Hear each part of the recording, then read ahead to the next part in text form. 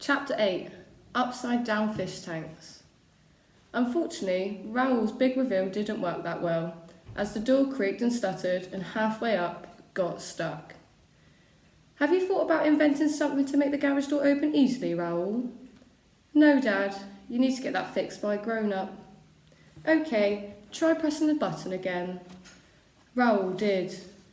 The door creaked and stuttered again, but then jerked up, opening all the way, to reveal Raoul standing by something. Actually, it wasn't quite recognisable as anything at first.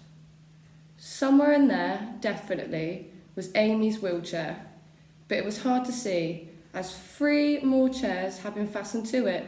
Not wheelchairs, just ordinary chairs. 1 next to Amy's chair and 2 behind it. There was a series of pipes and wires connecting all the bits together, and over the whole thing to make a roof and a glass windows. They had been placed what looked like 2 enormous upside-down fish tanks. The Taylor Turbochaser, said Raoul proudly, gesturing it with a big arm movement. Amy and Raoul's dad looked on, open-mouthed. ZX115? Raoul added. You really must get on with the robotic returning cup, said Sanjay eventually. Chapter 9. Do you want to go faster? Don't you like it? Said Raoul. I got all the stuff from the disused bits of the warehouse. I mean, it's not finished. I want to add loads more things. Said Amy. That means no, said Raoul, looking sad. No, I mean, it doesn't, said Amy, wheeling herself into the garage. It's amazing, but I thought you'd just be making my wheelchair more flash. It is a bit more flash. Yes, but I mean, I thought you'd do some lights. Maybe painting it silver? Boost the engine a bit? A few accessories? I didn't think you were going to actually make it into a car. Yes, said Amy. She wheeled slowly all the way around it. Then she turned to her friend, shook her head and laughed. Well, all I can say is thank you. Don't say that, said Raoul. Why not? Raoul smiled. Because you haven't driven it yet. It took a little while to get Amy into the driver's seat of the Taylor Turbochaser. Raoul, with a lot of difficulty, had to hold up one of the fish tanks and had Amy crawl out of her old chair and lift herself into her new one. But her arms were so strong from so much wheeling, and eventually she got there. Raoul sat in front of the seat next to her, the passenger seat, and then brought the roof down again. They sat side by side, looking out through the garage door, where there was a tarmac drive leading up to the Argyle supplies. On one side of the drive sat a full skip with a fridge standing next to it. On the other side, 6 or 7 dustbins. Amy looked down at the direction lever. Still there, still part of her original wheelchair. So, do I just press the lever forward as normal? Said Amy. Wait a minute, said Raoul, who was rummaging around in a box underneath his seat. I have a few add-ons yet. He sat up, holding a steering wheel. He leant across Amy and attached it to the metal bar in front of her. Wow, is that from, she began? An Xbox, yes. But it'll work, and here on the dashboard I've added some buttons. Amy looked down. There was a series of switches with pictures on them.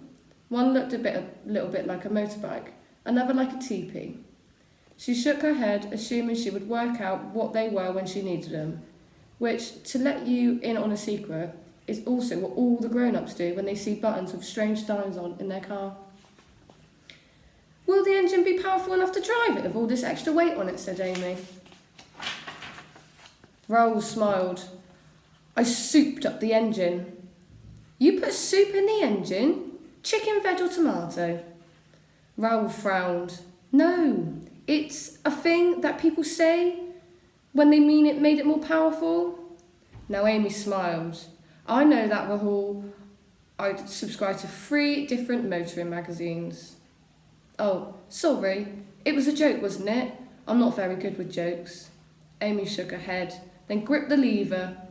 Just one more thing, said Raoul, reaching across her and fitting her with the seatbelt. You made these too, said Amy, as he clicked himself in after her. Well, kind of. If you consider using my trusty screwdriver to get them out of my parents' car to be making, won't they sort of miss those? Don't worry, my parents hardly ever used a car, said Raoul. And anyway, I'll put them back at some point. Amy smiled to herself. She wanted to say, we won't really need those, will we? I mean, it's not going to go that fast, and I'm never going to be driving it that far. But she thought that she might upset her friend, and Amy was a good friend. So she pushed the lever forward. The Taylor Turbochaser moved, quite slowly. In fact, quite a lot more slowly than it had before. A minute later, they were still in the garage. Said Amy. Oh, said Rahul. Do you want to go faster? A bit, yes. Try pushing the lever forward a bit more. I've adjusted it so it works like an accelerator pedal now, so you can control the speed properly. Amy looked down at her hand on the lever. It's pushed all the way forward, she said. Raoul looked at the position of the lever. He nodded slowly. Okay, he said. He pulled open a little door in the dashboard. What's that? Said Amy, looking inside. There was a small box in there with a red button in it. It's the turbo part of the Turbochaser. This button pushes power to the engine and speeds everything up 10 times. Oh, great, Amy said, pressing it, and immediately the vehicle shot forward like a rocket. Ah, said Amy.